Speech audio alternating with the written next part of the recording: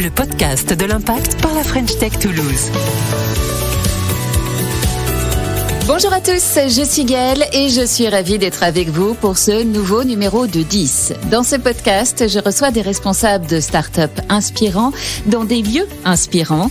Ils viennent nous parler de leurs projets impact, des projets qui répondent aux objectifs de développement durable fixés par l'ONU. Bienvenue dans 10, le podcast de l'Impact par la French Tech Toulouse.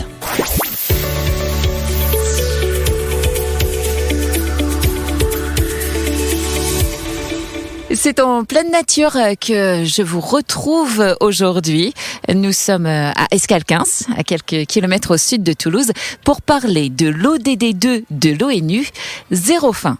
Je rejoins Gaëtan Sévrac, CTO de l'entreprise Nayo Technologies, et Cédric Seguinot, responsable QHSE. Ils vont nous expliquer comment leur start-up est impliquée sur ce sujet. Ah, je les aperçois. Bonjour! Bonjour. Alors Gaëtan, Cédric, est-ce que vous pouvez me raconter un petit peu votre parcours à tous les deux, votre lien avec Nayo? On commence peut-être avec vous, Gaëtan. Alors moi, Nayo, ça a été donc une entreprise que j'ai créée avec mon associé Aymeric Barthez en 2011, il y a un peu plus de 10 ans maintenant, un peu par hasard suite à une rencontre avec des agriculteurs justement qui se plaignaient de la difficulté à recruter dans le monde agricole et donc indirectement de la pénibilité du métier et de la pénurie de main-d'œuvre qui était déjà vraie il y a 10 ans et qui est encore plus vrai. Donc ça a été un peu l'étincelle au début. Comment allier agriculture durable et pénurie de main-d'œuvre, conditions de travail, voilà, l'aspect social aussi de l'agriculture. Et avec mon associé, on avait fait des études en informatique, robotique. Donc voilà, on s'est dit qu'il y avait justement des choses que la technologie pouvait apporter aux agriculteurs, aux agricultrices pour améliorer les pratiques. Et de votre côté, Cédric ? Moi, j'ai rejoint Nayo au début 2019. Je travaillais avant ça dans une boîte dans l'armement. Donc, quand mon enfant est né, je me suis dit, ouais, est-ce que j'ai vraiment envie de lui dire demain que je bosse dans l'armement ? La réponse a été immédiate. Et Nayo avait une belle mission. Ça faisait quelque temps que je les suivais. Et donc, voilà, j'ai postulé, j'ai rejoint l'aventure. C'est comme ça que l'aventure est née. On est, pour tout dire à tout le monde, au bord d'un champ où je vois 2 énormes robots. Donc on va parler de ces robots, ce sont 2 de vos robots, je crois, c'est ça ? C'est ça. Énorme, il ne faut rien exagérer, c'est plus petit qu'un tracteur. Effectivement, moi je les trouve impressionnants, c'est surtout ça. Alors si je ne me trompe pas, il y a Ted, il y a Joe, il y a Oz et Oreo, c'est ça ? Tout à fait. Oreo, c'est le plus proche de nous, un enjambeur pour des cultures diversifiées, mais principalement on va l'utiliser sur des salades, sur de l'oignon, sur des carottes, toutes ces cultures en planche, pour désherber en tâche première, mais après on peut également faire d'autres fonctions en mettant des outils adaptés. Oreo a vraiment été pensé comme un porteur sur lequel les outils sont facilement accessibles avec des interfaces universelles. L'idée c'est que les agriculteurs à un moment puissent retrouver aussi leur marque et les outils qu'ils ont l'habitude d'utiliser sur des machines plus conventionnelles. Et le deuxième que l'on voit derrière c'est Ted. Donc lui c'est un enjambeur également mais pour les vignes. Donc c'est pour ça qu'il peut monter assez haut, il monte pour les plus grandes versions jusqu'à plus de 2 mètres de haut, mais tout en restant sur un poids minime par rapport à ce que peut faire un tracteur classique, et il va travailler le sol au pied de la vigne, donc pour aller travailler le pied de la vigne ou l'interrang également. Et ça, c'est les 2 plus grosses machines. Mais donc, on rigolait sur la taille tout à l'heure, mais c'est aussi important de dire, on a des beaucoup plus petites machines pour le maraîchage diversifié. Donc là, c'est un petit robot qui fait 1 mètre de long, juste 45 cm de large. Et on a une machine de taille intermédiaire pour les petites vignes étroites, la pépinière qui est à chenilles. La forme du robot est adaptée au type de culture sur lesquelles il travaille. Ensuite, on peut l'adapter. Ils viennent d'où les noms des robots ? Vous les choisissez comment ? Ça a une signification ou pas ? On peut pas tout dire, certains oui, mais c'est pas forcément, on peut pas en parler. Mais non, c'est avant tout des noms qui sonnent bien, et ce qu'on veut rappeler, c'est que les robots sont des compagnons des agriculteurs, agricultrices. Donc on essaye de trouver des noms qui ont des sonorités de prénoms, mais sans être des prénoms courants non plus. Voilà, c'est ça un peu le fil rouge. Pourquoi la robotique du coup, appliquée au monde de l'agriculture en particulier ? Le monde agricole, on va dire, c'est passionnant, bien sûr, à titre personnel, c'est sûr. Mais pourquoi la robotique ? Pourquoi l'agriculture ? J'aime bien le rappeler, souvent, il n'y a aucun agriculteur qui aime bien déverser des litres de pesticides dans les champs par plaisir. Faut pas croire ça. On a besoin de manger tous. On est tous très contents qu'il y ait l'abondance alimentaire et qu'on se pose pas de questions à la fin du mois de si on va arriver à manger. Et donc l'enjeu pour moi, c'est comment est-ce qu'on maintient cette abondance alimentaire ? Comment est-ce qu'on lui permet d'être résiliente aux changements climatiques qui arrivent, des gros défis défis. Comment est-ce qu'on lui permet d'être économiquement viable dans le monde qui change avec de la compétition de pays qui sont moins regardants sur l'environnement. Voilà. Et comment est-ce qu'en même temps on maintient le métier d'agriculteur, d'agricultrice souhaitable, accessible au plus grand nombre. Et du coup, les pratiques agricoles durables, on les connaît, on le sait tous. On rêve tous d'une image agricole bucolique. Le fait est qu'on achète des produits qui soutiennent une agriculture plus spécialisée, plus intensive. Et donc, comment rééquilibrer les deux ? Pour moi, c'est en permettant à des pratiques plus modernes, mais qui s'inscrivent dans une tradition d'une agriculture variée, diversifiée, durable, soutenable. Comment débloquer ces pratiques à grande échelle ? Parce qu'aujourd'hui, les seuls qui arrivent à avoir des pratiques un peu durables et enviables, souhaitables dans l'agriculture, c'est toujours des petites initiatives locales à grand coût d'énergie et de force manuelle. Et donc l'objectif, c'est comment est-ce que, grâce à la technologie, et la robotique en particulier, mais pas uniquement la robotique, ce n'est qu'une des briques de l'édifice, on arrive à déployer à grande échelle des pratiques agricoles durables pour pouvoir permettre l'abondance alimentaire, la biodiversité et encore une fois des campagnes dans lesquelles il fait bon vivre. Qu'est-ce que vous proposez ? On a parlé de ces robots. Qu'est-ce qu'ils font exactement ces robots ? Et s'il n'y a pas que ça, qu'est-ce que vous faites d'autre ? Les robots, ce sont des porteurs pour des outils sur des tâches spécialisées. Et donc, le robot en lui-même, c'est juste une machine électrique qui circule dans les champs automatiquement. Et derrière, on peut y mettre des outils, dont notamment l'outil le plus utilisé, c'est désherbage mécanique. Comment réduire l'utilisation de désherbants chimiques ou supprimer complètement l'utilisation de désherbants chimiques ? Comment implanter des couverts végétaux ? Entretenir des couverts végétaux ? Voilà, c'est ce genre de tâches pénibles, répétitives, que les robots peuvent automatiser. Et en quoi, sur ce sujet de l'agriculture, votre approche ou l'approche de votre start-up plutôt est-elle innovante, peut-être différente ? On n'est pas les seuls, et d'ailleurs Cédric est très impliqué, et c'est très bien qu'on ne soit pas les seuls. Et Cédric pourra expliquer, mais il est impliqué justement dans différents groupes de travail avec des concurrents et des partenaires au niveau national et européen et même aux États-Unis. Ouais. Et au Japon aussi. C'est ça, c'est une des autres facettes de Nayo. C'est pas seulement de la technique, c'est aussi une implication dans d'autres projets, c'est ça ? Toujours autour des mêmes projets, mais l'enjeu, c'est que on arrive avec une nouvelle technologie. Donc, il faut qu'on arrive aussi à mettre en place les règles du jeu qui vont avec. Et on peut pas, nous, tout seuls, dans notre coin, dire c'est comme ça. Donc il y a vraiment besoin d'avoir une taille critique et suffisamment d'acteurs qui soient concernés et qui décident de jouer les mêmes règles du jeu pour que on puisse avancer et déployer cette technologie à grande échelle. Donc c'est vrai qu'aujourd'hui on travaille avec les syndicats de constructeurs sur les aspects de sécurité et la performance environnementale. C'est vraiment les deux sujets sur lesquels j'anime des groupes de travail là aujourd'hui à différentes échelles, de manière à ce que on arrive à avoir quelque chose qui soit cohérent, compréhensible, et un utilisateur ne se retrouve pas perdu lorsqu'il soit face à un robot Nayo ou un robot concurrent, ou même à demain un tracteur autonome de John Deere ou autre, qu'il ait toujours des marqueurs sur au moins la sécurité qui soient les mêmes. C'est ce qu'on appelle la normalisation, les normes ISO, comme on le dit dans le langage courant. Donc ça se co-construit avec plusieurs industriels justement autour de la table. Eh bien, parmi ces acteurs qui travaillent comme vous à l'agriculture de demain, si je puis dire, il y a aussi des acteurs locaux à Toulouse qui, comme vous, sont engagés pour proposer de nouveaux schémas agricoles.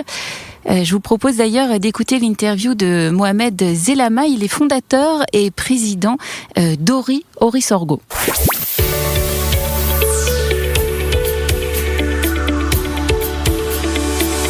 Moi, c'est Mohamed Zelama. Je suis le fondateur, président de l'entreprise Ori, créée en septembre 2021 à Toulouse. Mais Ori est une entreprise à mission par volonté d'agir sur l'aspect économique, mais aussi pour créer de l'impact positif sur le territoire et sur la santé. On souhaite développer et démocratiser la consommation et la valorisation du sorgho français à travers la consommation humaine. Cette céréale ancienne, c'est une céréale qui est produite sur le territoire français et européen pour faire du carburant. C'est une céréale aujourd'hui qui a un potentiel parce qu'elle est cultivée ici en France, elle est cultivée partout en Europe. Elle est facile à cultiver, elle résiste à la chaleur, au manque d'eau. Et c'est une substance très intéressante par ses valeurs nutritionnelles intrinsèques en termes de protéines, en termes de fibres. Donc, notre action, c'est de pouvoir acheter des denrées alimentaires chez les agriculteurs sur notre territoire, Occitanie aujourd'hui, de leur proposer donc des alternatives à envoyer leur sorgho pour l'animal, commercialiser ce sorgho occitan en grains et du sorgho en farine. Et puis, on a aujourd'hui une gamme assez large de 10 références en biscuits sucrés et en biscuits salés, Donc aujourd'hui, notre premier objectif pour cette année, c'est de développer 1 à 2 adresses de vente en nom propre sur le territoire. On essaie d'être actif sur les enjeux agroalimentaires, mais aussi les enjeux de santé, pour montrer et faire valoir les intérêts à court terme, à moyen terme et à long terme de cette céréale pour l'alimentation humaine. Vous avez une réaction par rapport à ce qu'on vient d'entendre ? Ce que ça m'inspire, c'est justement la thématique de la diversification de l'agriculture et donc de la résilience régionale. Donc je pense qu'on doit aller vers ce genre d'initiative, de favoriser plus de différentes cultures localement. Donc là, on parle du sorgho, mais ça peut être plein d'autres. Et justement, pour rebondir sur ce qu'on propose à Nayo, mais un des avantages de l'automatisation des robots, c'est que ça va permettre de gérer une plus grande diversité au sein de l'exploitation, tout en gardant une charge de travail acceptable et tout en augmentant la rentabilité des fermes. Vous parlez d'ingénierie, de technologie. C'est quoi les profils qui travaillent chez vous, chez Nayo Technologies ? On est un peu plus de 75 maintenant, on s'approche des 80. Différents métiers, ça va des métiers de la vente, de l'après-vente, la formation, l'ingénierie, logiciel, électronique, mécanique, les méthodes, les services comptabilité, gestion, etc. aussi, bien sûr. Des postes dans des métiers aussi de Cédric. Quand je suis arrivé aussi, il y avait une dimension importante, c'est les agronomes. C'est une compétence clé pour le métier que l'on fait aujourd'hui. La connaissance précise de la culture que l'on veut travailler, c'est assez fondamental et c'est ce qui a permis aussi, je pense, le succès des premiers robots à Nayo. La finalité, c'est l'agriculture, c'est pas la robotique. Faut pas oublier. Les robots, c'est un outil. La finalité, c'est l'agriculture. Et en quoi vous vous sentez acteur du coup de l'ODD2 de l'ONU, pour rappel, zéro faim ? On est également une société à mission. On a inscrit dans notre ADN le fait aussi de promouvoir des pratiques de l'agriculture soutenable. Et ça est totalement intégré aujourd'hui dans l'ODD. C'est-à-dire le zéro faim, c'est également avoir un système productif qui soit soutenable dans le temps et de la nourriture en abondance et de qualité. Donc c'est là-dessus qu'on intervient. C'est-à-dire que nous, aujourd'hui, avec nos robots, on favorise de la culture à grande échelle qui préserve les sols, qui préserve la biodiversité, qui lutte contre le réchauffement climatique. Donc tout ça qui sert une finalité, c'est bien d'être capable de produire la quantité de nourriture nécessaire pour nourrir demain 8 milliards d'êtres humains. Et oui, c'est une belle ambition. Et du coup, est-ce qu'on vous suit justement sur ce sujet ? On a commercialisé plus de 350 machines là. Ah oui. On se rapproche, donc ça depuis 10 ans, ça commence. Beaucoup en maraîchage diversifié, justement. Le produit qu'on commercialise le plus à date, ça reste Oz, robot petit maraîchage diversifié, mais les autres, qui sont ses grands frères, qui sont arrivés plus tard, sont en train de rattraper aussi la distance assez vite. Donc oui, on est très suivi du côté agriculteur, agricultrice, heureusement. On est aussi accompagné justement par des instituts sur la partie impact, donc on est en train de passer le label Bicorp. On a des fonds d'investissement à notre capital qui sont des fonds impact, avec qui on travaille justement des feuilles de route et des indicateurs associés, mesurables, pour garantir qu'on va bien dans le sens de notre mission. Voilà, c'est ça l'objectif de la société. Tout va bien pour Nayo. D'ailleurs, vous avez passé un cap important, je crois, en décembre, avec une nouvelle levée de fonds. Alors effectivement, on a levé un peu plus de 30 millions d'euros en décembre dernier, ce qui est une somme significative, qui représente aussi les accomplissements et les réussites passées et le fait qu'il y a des investisseurs qui font confiance à ce type de technologie, à Nayo Technologies en particulier, pour aller de l'avant et continuer à se déployer. Donc c'est une somme qui va servir principalement à deux choses. La première, c'est le développement commercial dans des nouveaux pays. Donc on va ouvrir des nouveaux pays en Europe, étendre notre présence. On va ouvrir des nouvelles zones géographiques en Amérique du Nord, en Amérique du Sud, on travaille avec un nouveau partenaire en Afrique du Sud. Donc voilà, le besoin de modernisation de l'agriculture et les bénéfices de la technologie pour des méthodes agricoles plus durables est vraiment mondial. Donc on est en train de se développer là-dessus et c'est un des gros axes d'investissement sur des nouvelles zones géographiques. Et la deuxième partie, c'est l'amélioration continue de nos outils pour qu'ils puissent amener de plus en plus de valeur, toujours pareil, aux agriculteurs. Donc des outils différents, des niveaux d'autonomie, des niveaux de performance meilleurs. Donc ça, c'est aussi des choses dans lesquelles on est en train d'investir sur la partie ingénierie, industrialisation, fabrication de nouveaux robots, justement pour permettre au plus grand nombre d'avoir accès à ce type de technologie. Et de votre côté, Cédric, c'est quoi vos challenges peut-être pour les mois à venir ? Sur la partie impact, il y a un point important, c'est que on a vraiment construit autour du projet Zéro Fin, donc avec un travail sur un impact minimum sur la biodiversité dans les champs, travail léger du sol, éviter au maximum les produits chimiques, etc. À côté, il y a aussi une urgence, réchauffement climatique. Donc là, sur lequel aujourd'hui, on a fait le choix du tout électrique depuis longtemps, et donc ça veut dire dans nos feuilles de route, avoir le bon tempo aussi pour être au rendez-vous de la lutte contre le réchauffement climatique. Donc pour moi, le défi cette année, c'est toujours à ressources limitées parce que il faut qu'on arrive à déployer un modèle économique qui soit soutenable. C'est quand même de réussir à servir notre ambition sur ces deux objectifs majeurs, biodiversité et réchauffement climatique. Vous diriez aujourd'hui que vos objectifs initiaux ont été atteints? Où on en est du rêve de Nayo? En partie. Ce qu'on a réussi à montrer, c'est les bénéfices des nouvelles technologies, de l'automatisation, de la robotique pour des pratiques agricoles durables. La première, la plus simple, désherber mécaniquement, gérer des couverts. Voilà. Ça, c'est des choses, c'est validé. Pas par nous, par des clients, des agriculteurs, tous qui se servent des robots tous les jours. Par contre, maintenant, l'objectif, encore une fois, c'est de le déployer à l'échelle mondiale. Là, on en a encore pour quelques années, et pas tout seul. Donc voilà, c'est un travail de long cours pour la suite. Et oui, j'imagine. Et quels conseils vous donneriez à des personnes qui ont envie de se lancer dans une start-up qui soit actrice de ces ODD2 de Zéro Fin? Il y a un périmètre qui est extrêmement large quand on regarde vraiment... ça va du système de production jusqu'à après la distribution de la nourriture. Enfin, pour moi, ce qui est important, c'est avant tout déjà d'identifier une activité sur laquelle on a un impact, où on peut avoir un impact assez fort, et de ne pas chercher à essayer d'aller trop loin dans la chaîne de valeur trop vite, mais plus d'essayer de rester centré sur l'endroit où on est bon pour avoir un impact. C'est un petit peu ce qu'on a fait nous il y a 3 ans, ça a été d'essayer de faire une analyse de tous les domaines où on pensait qu'on était bon et où on avait un impact positif, et ça nous a permis de voir ceux où oui on avait un impact, ceux où on avait un impact et on pouvait être influent, ceux où c'était totalement subi et finalement c'était plus une conséquence de ce qu'on faisait, et on est rentré dans un système de pilotage grâce à ça pour ensuite améliorer toujours plus nos points forts, essayer de gommer nos faiblesses et du coup avoir un vrai système d'amélioration, de mesure de notre impact pour aller plus loin et plus fort. Et puis il y a une notion aussi derrière d'engagement des collaborateurs, parce que je crois que chez Nayo, ils sont tous très très engagés dans ce sujet que vous défendez aujourd'hui. Moi en tout cas, c'est ce que j'apprécie en termes d'ambiance et vraiment entre les collaborateurs, c'est que la mission elle est claire et elle est plutôt partagée par l'ensemble des collaborateurs, et que ce soit en cas de coup dur, d'aléa, etc. Ne pas oublier le cap et où on veut aller, ça aide beaucoup à souder les équipes, et il y a beaucoup de solidarité intermétier, donc ça c'est très appréciable. Ouais. Je pense que c'est important aussi de rappeler, attention, il ne faut pas créer des illusions, parce qu'il y en a eu de la part des salariés des fois. On n'est pas une entreprise militante, on reste quand même une entreprise à but lucratif, bien sûr, avec des investisseurs qui, même s'ils sont impact, cherchent un retour sur investissement, et du coup il ne faut pas non plus se tromper de combat. On reste inscrit dans le système actuel, on ne remet pas en question le système. Nous, on pense qu'on peut le faire évoluer dans la bonne direction suffisamment vite, mais on n'est pas une entreprise militante. Et je pense que c'est important à garder en tête, dès qu'on parle d'impact, ça veut un peu tout et rien dire. Tout le monde peut y rentrer ce qu'il veut. Donc, d'une manière générale, renseignez-vous aussi sur ce que vous cherchez, ce que vous avez envie d'apporter à titre personnel en termes d'impact. Est-ce que les entreprises qui vous intéressent sont alignées avec ces projets-là? Il y en a pour tout le monde, je m'inquiète pas, mais voilà, il ne faut pas se tromper de combat et de société. Bien sûr. Et pour terminer, dans 10, on parle de 10 objectifs de développement durable fixés par l'ONU, vous l'aurez compris, avec 10 startups, mais 10 sur les terrains de foot, de rugby, ce sont également des meneurs de jeu. Alors une question toute simple, c'est qui le numéro 10 qui vous inspire à tous les deux?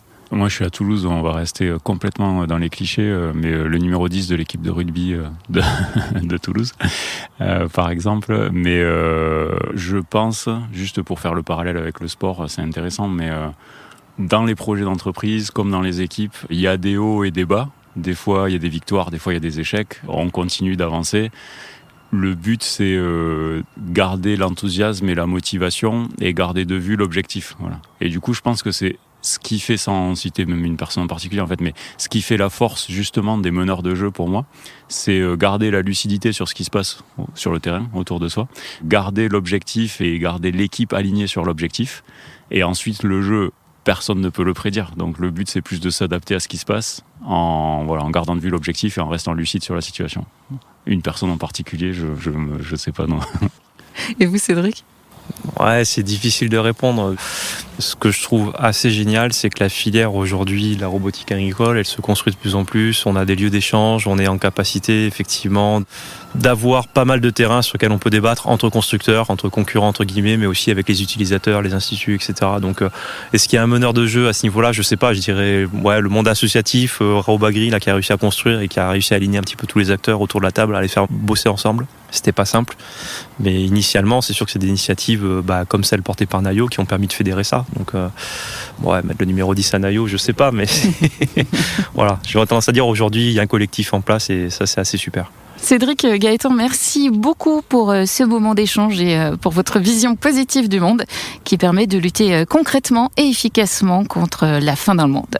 Merci. Merci à vous.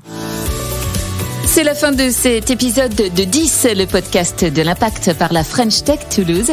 Merci à tous de nous avoir suivis. Sachez que vous pouvez retrouver l'intégralité de nos épisodes sur toutes les plateformes de podcast et rendez-vous le 10 du mois prochain. Bonne journée à tous et à bientôt. 10, le podcast de l'Impact par la French Tech Toulouse.